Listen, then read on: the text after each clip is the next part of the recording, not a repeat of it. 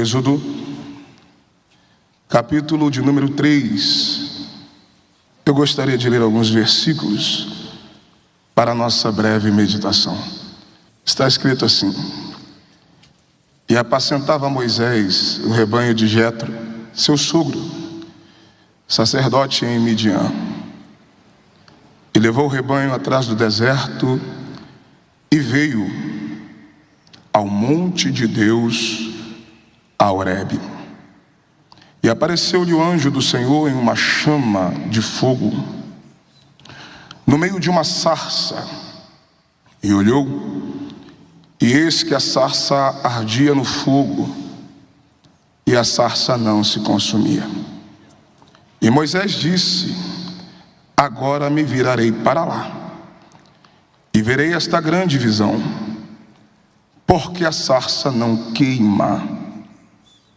E vendo o Senhor que se virava para lá a ver, bradou Deus a ele do meio da sarça e disse: Moisés, Moisés. E ele disse: Eis-me aqui. E disse: Não te chegue para cá.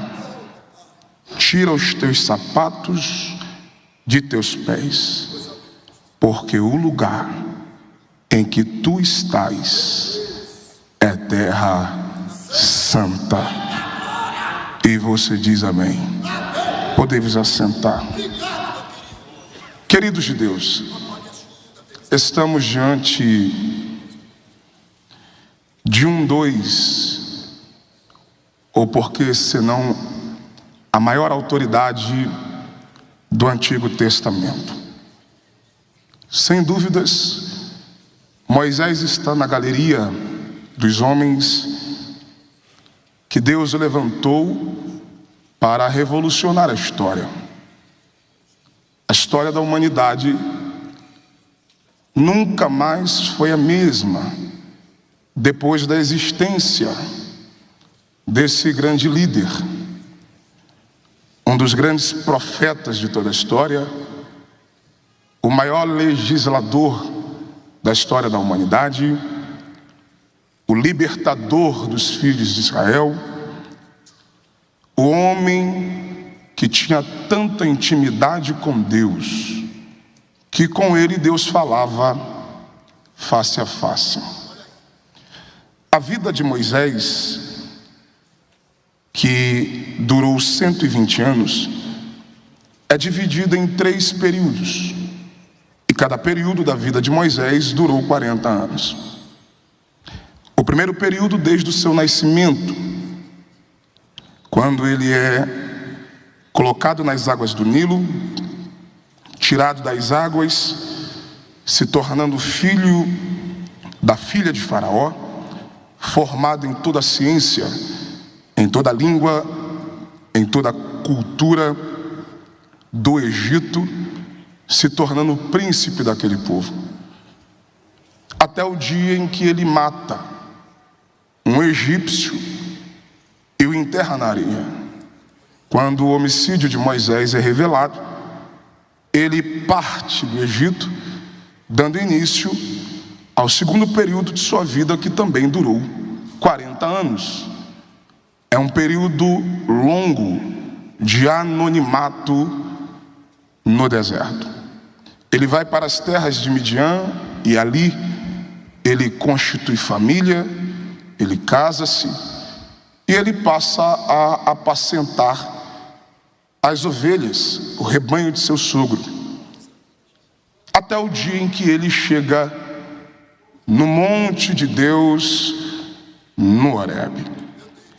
E é a partir do Horebe que se inicia o último e o mais poderoso período de sua história, quando ele recebe de Deus a chamada para o ministério, e o mesmo tira o povo do Egito, conduzindo esse povo no deserto em direção à terra que Deus havia prometido a Abraão, Isaque e Jacó.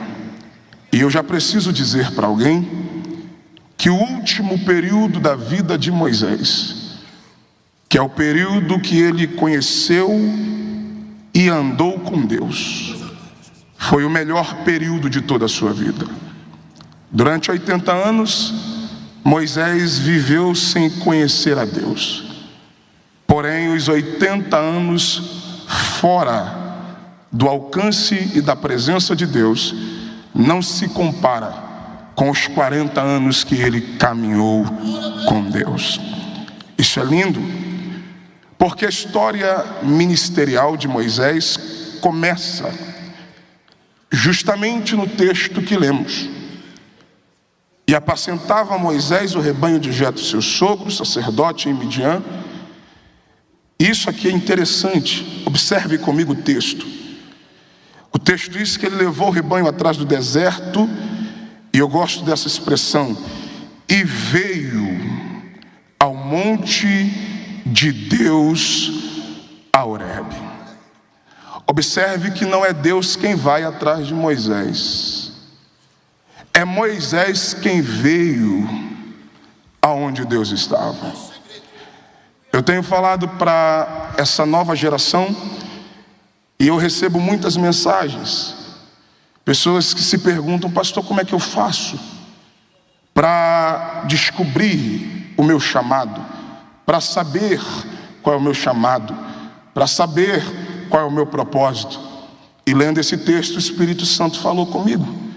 Não sou eu quem descubro o meu chamado, é o meu chamado que me encontra. Moisés veio a Horebe. O texto diz que o monte é de Deus, porque Moisés é alguém que não tinha absolutamente nada. Ele sai fugitivo do governo do Egito. Ele está em uma terra onde ninguém o conhecia. Ele está morando de favor na casa de seu sogro. As ovelhas que ele pastoreava não eram dele, nem o lugar que ele estava pertencia a ele, porque o monte era de Deus. Mas quando ele chegou no Horebe, quando ele chegou no monte de Deus, Moisés vai vivenciar uma das maiores experiências de toda a sua história.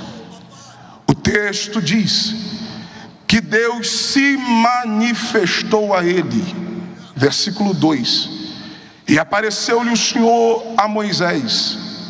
E eu acho isso interessante, porque quando Deus aparece a Moisés, e biblicamente falando, Deus, quando quer se manifestar, Deus, quando quer se revelar, ao longo da Bíblia Sagrada você encontra Deus se manifestando de diversas maneiras. Mas a forma como Deus se revela, a forma como Deus se manifesta a Moisés, chama a nossa atenção. E como é que Deus se revela, pastor? O texto diz: e apareceu-lhe o anjo do Senhor. Isso aqui é uma manifestação de Deus, em uma chama de fogo, do meio de uma sarça. E agora observe o texto. O texto diz que a sarça pegava fogo. A sarça ardia em fogo, mas a sarça não se consumia.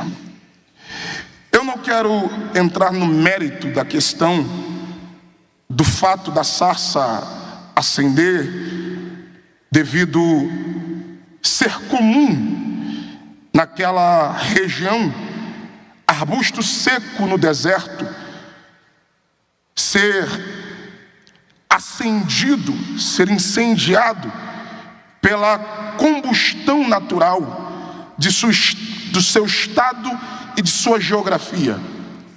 Mas o que chama a atenção de Moisés, redobre a atenção, não é o fato do arbusto acender. O que chama a atenção de Moisés não é o fato da sarça pegar fogo.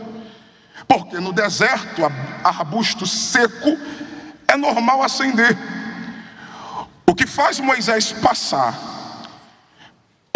mais uma vez, e passar outra vez e parar, é que a sarça está pegando fogo, mas ela não se desfaz.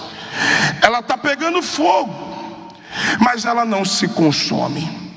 Ela está pegando fogo, mas ela não é consumida, destruída, danificada pelo poder do fogo.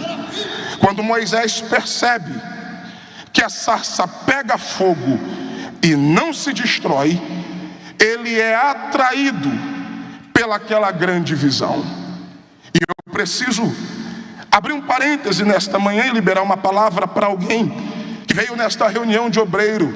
E você vai sair daqui para viver um tempo de 2025 produtivo no reino de Deus e no ministério a qual o Senhor lhe confiou. E qual é a palavra, pastor? Quando Moisés é atraído pela sarça que pega fogo e não se destrói, é aí que Deus fala por intermédio de sua palavra. Quando Deus viu que Moisés se virava para ver, iria se achegar, Deus o chama pelo seu nome e diz: Moisés, Moisés. Pastor, e por que Moisés é atraído por esta visão? E o que faz essa sarça pegar fogo e não ser destruída? Versículo de número 2: uma chama, uma chama, uma chama de dentro ou do meio da sarça. E observe o texto: a sarça está acesa, a sarça está pegando fogo, mas por causa de uma chama, não é o fogo inteiro, é uma chama. Pastor, por que não o fogo inteiro? Porque existem pessoas que pensam que o segredo está no fogaréu, mas o segredo da revelação de Deus no Horebe não é o fogo que queima, é a sarça que não se consome. E por que a sarça não é destruída? Por causa de uma chama. E onde é que essa chama está? No meio. E foi cantado aqui: no meio da sarça. E essa sarça está pegando fogo, mas por causa dessa chama, que é a manifestação de Deus, a sarça não se destrói. Pastor, por quê? Porque o segredo do reino de Deus não está o quanto nós acendemos, o quanto nós pegamos fogo. E foi falado aqui antes de mim, estamos em uma geração, principalmente nessa era digital, onde as pessoas estão preocupadas em performar.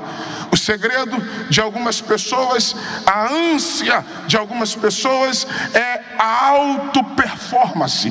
Existem pessoas que querem usufruir do santo ministério para apresentar uma alta performance. E na chamada ministerial de Moisés, Deus está nos ensinando que o segredo não é o fogo que queima, o segredo é a chama que está dentro da sarça. E não é o quanto você brilha, não é o quanto você aparece, não é o quanto a sua gravata ou terno é bonito, não é o quanto o seu nome está estampado na mídia. O que revela que há uma chama de Deus em você não é o quanto você aparece, é o quanto você resiste. Não é o quanto você aparece, é o quanto você suporta. Não é o quanto você brilha, porque tem crente, eu sou pentecostal, tem crente que pega fogo, tem crente que marcha, tem crente que pula e sapateia, e eu sou deles.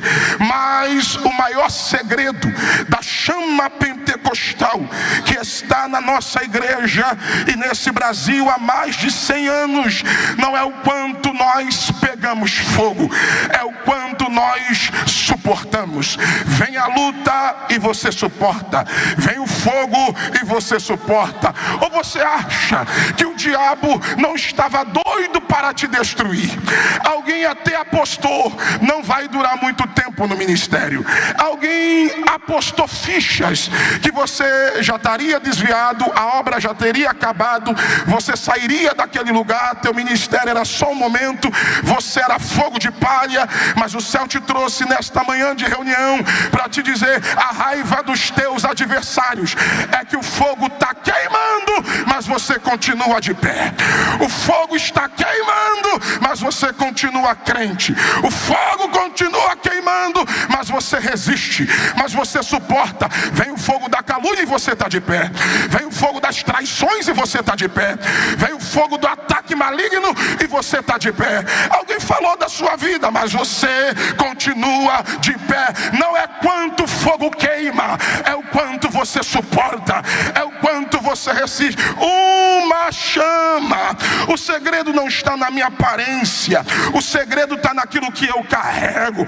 O segredo não está no dinheiro na conta, no carro que você anda, ou nas redes sociais, diante de uma era digital que vive inclinada por essa era digital, por essa atualização de sistema. Deus te trouxe nesta manhã de reunião para te dizer: o que te mantém de pé é esse fogo, mas essa chama.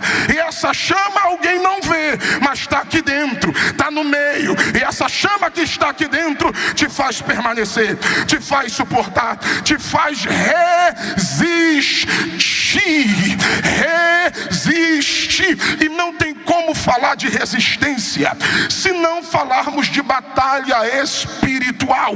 Então me permita, quando Moisés viu que a sarça pega fogo e não se destrói, pega fogo e não se consome, Moisés entendeu que o que estava dentro da sarça, o que estava no meio daquele fogo, era uma chama de Deus que fazia com que a estrutura daquele arbusto não fosse consumido. E eu vou para a Bíblia. O apóstolo Paulo, escrevendo aos Efésios, no capítulo 6, a partir do versículo 10, eu preciso falar de batalha espiritual. Paulo diz à igreja: no demais, irmãos meus, fortalecei-vos no Senhor e na força do seu poder, revesti-vos de toda a armadura de Deus, para que possais resistir. Aqui está o segredo, aqui está a revelação que Moisés viu de Deus no monte Horebe. A chama que queima e a sarça não se consome. Agora pega a palavra. O que Paulo está escrevendo aos Efésios vai corroborar com a carta do apóstolo Tiago, no capítulo 4, versículo 7, ele também falando de batalha espiritual. Tiago diz: sujeitai-vos, pois, a Deus, resisti, olha a resistência aí, resisti ao diabo e ele fugirá de vós. Quando Tiago diz sujeitai-vos, pois, a Deus, ele está dizendo obedecer a sua palavra, se submeter à sua vontade, viver na dependência de Deus. E o que mais?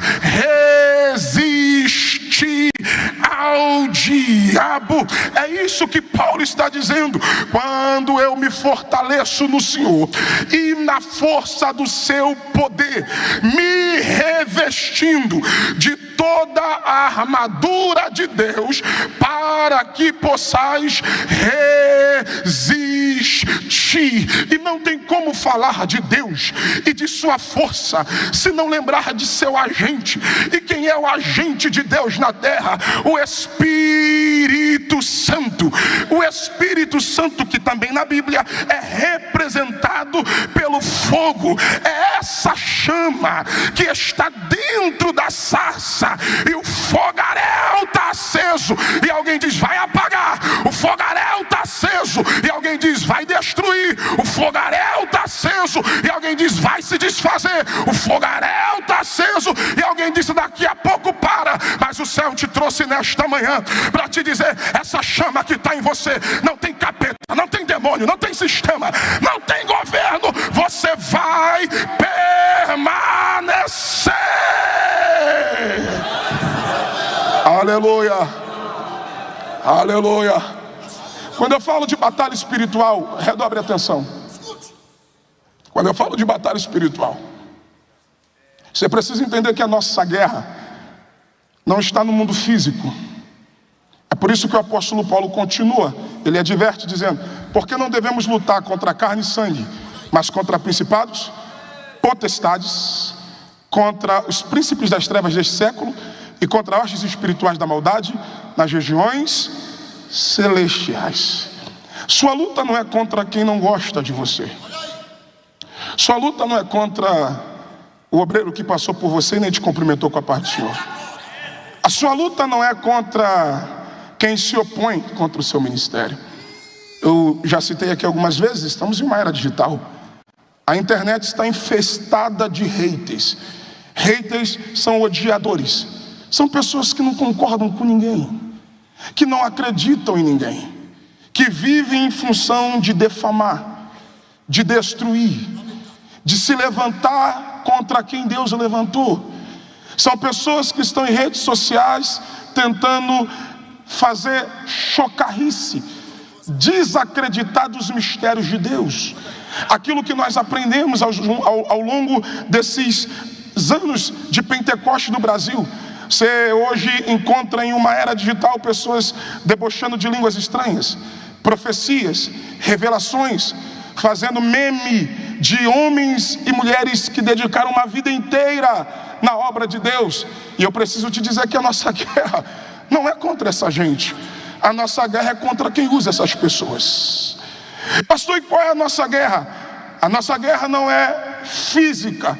É por isso que Paulo diz que as armas da nossa milícia são armas espirituais.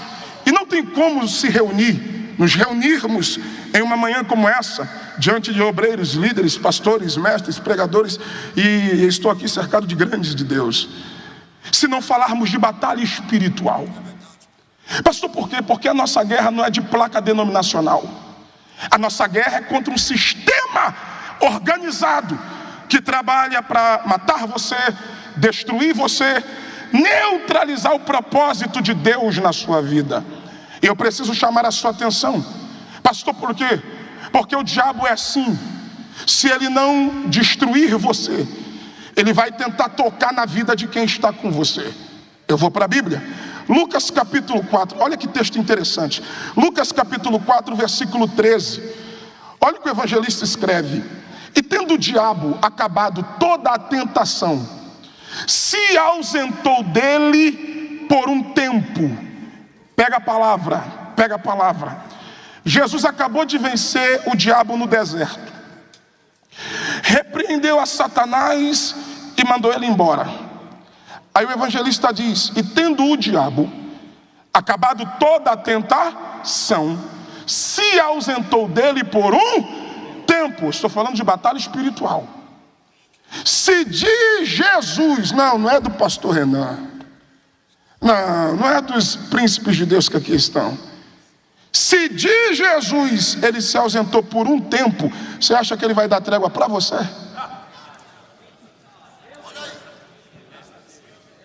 Eu vou para a Bíblia. Pastor, de Jesus ele só se ausentou por um tempo? Sim.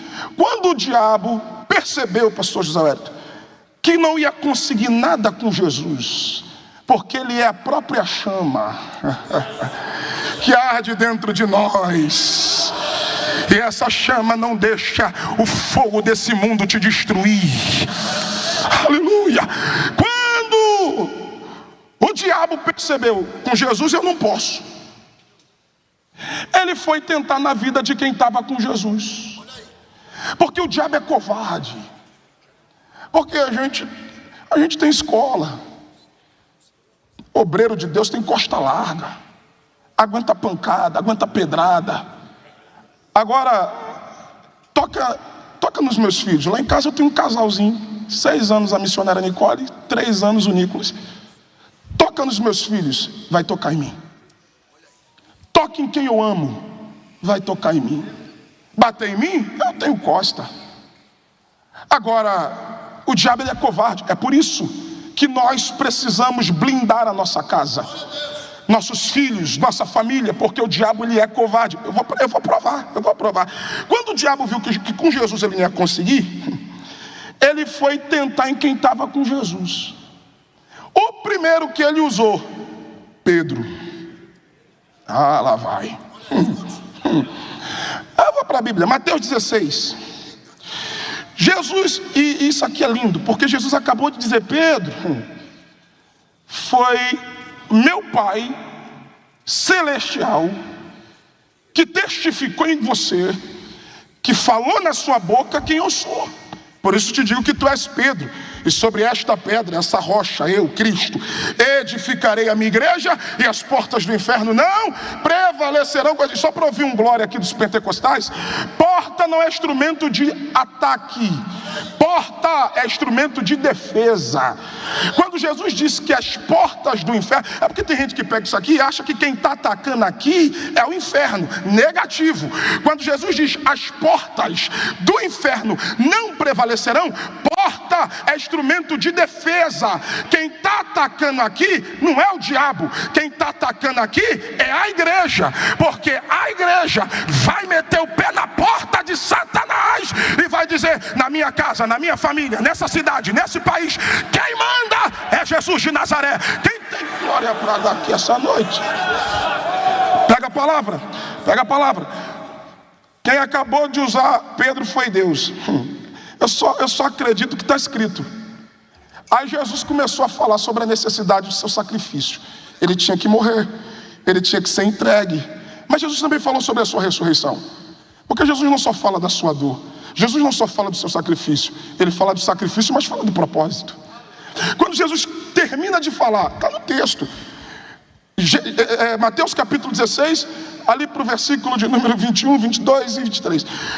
Quando Pedro ouviu Jesus falar que ia sofrer, Pedro fez igual alguns crentes de hoje. Chamou Jesus no canto, tirou do meio dos 11 e disse assim: o que foi que o senhor falou sobre morrer? Senhor, de maneira nenhuma eu vou deixar isso acontecer.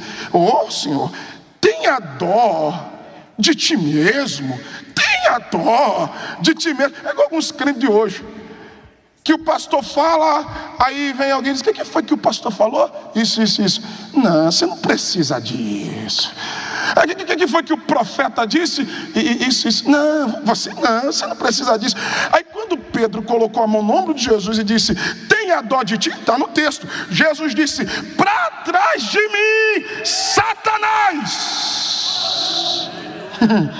porque tu não me servirás como pedra de tropeço. Jesus acabou de repreender o diabo falando na boca de Pedro, e eu vou provar que foi Jesus que repreendeu. Lucas capítulo 22, olha o que está escrito. Lucas capítulo 22, versículo 31 e o versículo 32. Olha o que está escrito lá, para você entender o contexto. Começou uma discussão: quem aqui é o maior? Quem é maior? Eles estão discutindo quem é o maior. E Jesus diz: calma aí, vem cá. Primeiro que no reino de Deus a preocupação não é quem é maior. Porque no reino de Deus, quem quer ser maior, se faça menor. No reino de Deus, quem quer governar, tem que servir. Porque Jesus está na mesa. Eu gosto da Bíblia porque mesa é lugar de descobrimento. Jesus está na mesa e diz assim: quem é maior aqui na mesa? Aí Jesus disse: é o Senhor. Jesus disse: então, se eu sou o maior, faça como eu sou o menor, eu sou o que serve. Aí quando Jesus percebeu que o propósito dos discípulos estava na vaidade de cadeira e não no propósito do reino, Jesus disse: Simão, Simão. Jesus disse quem? Simão, Pedro. Jesus chama a atenção de Pedro. Quando Jesus chama a atenção de Pedro, os 11 olham para a mesa, olham para Jesus, porque eles sabiam: se Jesus chamou Pedro, ou Jesus vai dar uma escovada nele, Porque Pedro era muito impulsivo, toda hora Jesus tinha que vir dar um corte, tinha que fazer alguma coisa. Aí quando Jesus disse, Simão, Simão, os 12 olharam. Aí Jesus disse, o diabo, lê aí, vos pediu, ele está falando para os 12, vos pediu para cirandar. Cirandar aqui é peneirar igual trigo. Aí olha o versículo 32, aí Jesus vira para Pedro e diz, mas eu roguei ao Pai por ti. Pastor José Wellington, se Jesus está falando para os 12, por que Jesus disse para Pedro, mas eu roguei por ti? Porque Jesus está dizendo, Pedro, baixa a bola, porque se eu permitisse o diabo cirandar, o primeiro que ia ser lançado fora era você. Porque o diabo é assim, se ele não conseguir destruir você, ele vai tentar tocar em quem está com você. Eu vou para a Bíblia. Quando Jesus repreendeu, porque o texto diz que Jesus repreendeu, Jesus não deixou o diabo cirandar na vida de Pedro. Quando Jesus repreendeu o diabo da vida de Pedro, tem crente que é igual Pedro. Ora é Deus que usa, ora é o diabo que fala na boca. Aí o diabo percebeu, não dá com Jesus, não dá com Pedro, porque Jesus não deixa. Sabem quem foi que ele entrou? O texto diz, ele entrou em Judas. João capítulo 13, vamos para a Bíblia. João capítulo 13, versículo 27. Só para você entender o contexto. Jesus acabou de revelar a traição, mas Jesus não revela o traidor. Jesus disse, não falo de todos, mas eu sei quem escolhi. Mas para que se cumpra as escrituras, um que come pão comigo na mesa, levantou contra mim o seu calcanhar. Jesus está falando da traição, mas Jesus não expõe o traidor. Aí Pedro olha para João, que era íntimo, e diz, pergunta para ele quem é. Quando Pedro pergunta, pede para João perguntar, João desce a cabeça no ombro de Jesus e, mestre, qual de nós é o traidor? Aí Jesus, ele diz para João, aquele que eu der o bocado molhado, esse é o traidor. Irmãos, isso aqui é extraordinário, porque Jesus discretamente, Jesus molha o bocado e entrega na mão de Judas. Pastor, discretamente? Sim, é só tu ler o texto, versículo 28 e 29. Quando Judas sai da mesa, os discípulos estão pensando, ele está indo comprar alguma coisa porque é Páscoa, ou ele está indo abençoar os pobres por causa da ocasião. Ninguém na mesa percebeu que quando estava saindo já era o diabo. Por quê, pastor? Porque Jesus não expôs o traidor. Ele expõe a traição, mas ele não expõe o traidor, porque esse evangelho de exposição não é evangelho de Cristo. Essa galera aí que fica em rede social tentando destruir quem Deus levantou, falando de ministério, de igreja, falando de doutrina, falando disso, falando daquilo outro.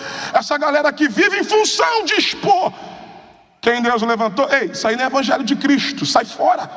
Jesus não expôs. Imagina se Jesus dissesse na mesa, o traidor está aqui, ó, é Judas. Pedro, por voz de prisão, arrancou a orelha de Malco. Se Jesus dissesse que era Judas o traidor, Pedro arrancava a cabeça. Arrancava a cabeça. Agora, olhe para cá e prepare para dar glória. Olhe para cá e prepare para dar glória. Quando Jesus deu o bocado molhado na mão de Judas, discretamente, o texto está lá, versículo 27. O texto diz, e entrou nele Satanás. Quem foi que entrou nele? Satanás. Agora, eu não vou deixar essa passar. Eu preciso abrir um parêntese para dizer para alguém, por que o diabo falou na boca de Pedro e entrou na vida de Judas e não de nenhum outro? Por que não em Tomé, que só acreditou vendo? Por que não Natanael, que duvidou que ele era o Messias? Por que não Tiago, André, João? Por que o diabo fala na boca de Pedro e entra na vida de Judas? Tem uma resposta. Qual, pastor? Porque ambos traíram. Pastor, Pedro traiu. A forma como é diferente, mas que ambos traíram. Porque enquanto um vende, o outro nega. E Jesus condenou tanto a traição, como também Jesus condenou a negação. Então pega a palavra. Pastor, então por que o diabo fala na boca de Pedro e entra na vida de Jesus? Não sei se vai dar para dar glória, mas lá vai. Porque toda pessoa que tem caráter, pessoa não, eu estou falando para o obreiro. Todo obreiro que tem caráter tendencioso a ser traidor, tem portas de legalidades abertas para demônios.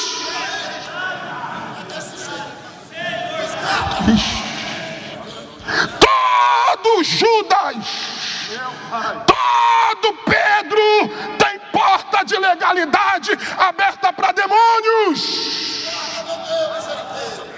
Só que eu gosto de Jesus. Pregador, por quê? Porque na mesa tem dois tipos. Primeiro, os discípulos. E quem são os discípulos? É os que estão comendo e bebendo, mas não percebeu que quem chegou na mesa foi o diabo. Porque tem gente que come e bebe, resenha, ri e ainda não percebeu. Quem está na mesa é o diabo. O outro, Jesus. Quando o diabo entrou, Jesus não deixou para depois. Jesus olhou para Satanás e disse: o que tu tem que fazer, faça agora. E o texto diz assim: e depressa. Jesus está dizendo: sai dessa mesa, vai fazer o que você veio. Por quê? Porque em mesa que Jesus está, diabo não pode ficar nela. Em mesa que Jesus se assenta, demônio não fica sentado nela. Eu tenho uma palavra para os homens de Deus aqui esta tarde, e a palavra é essa: antes de chamar qualquer um para a tua mesa, chama Jesus. Antes de chamar amigo, antes de chamar colega, antes de chamar sócio, antes de chamar parente, antes de chamar qualquer um, chama Jesus primeiro. Porque em mesa que Jesus se assenta, diabo não fica, diabo não fica, diabo não fica, diabo não fica nela. Ela suiderai. Aleluia. Ei, obreiro, não se assuste quando alguns começar a sair daquele lugar. É Deus começando a dizer: vou tirar. Toda aliança de demônio vai ter que sair. Toda aliança de Satanás vai ter que sair. Prefira ficar com 300, mas que tem Espírito de Deus, do que ficar com uma multidão de gente que tem aliança com o diabo. Deixa embora, deixa sair. Deixa sair. Existe uma chama que queima dentro de você.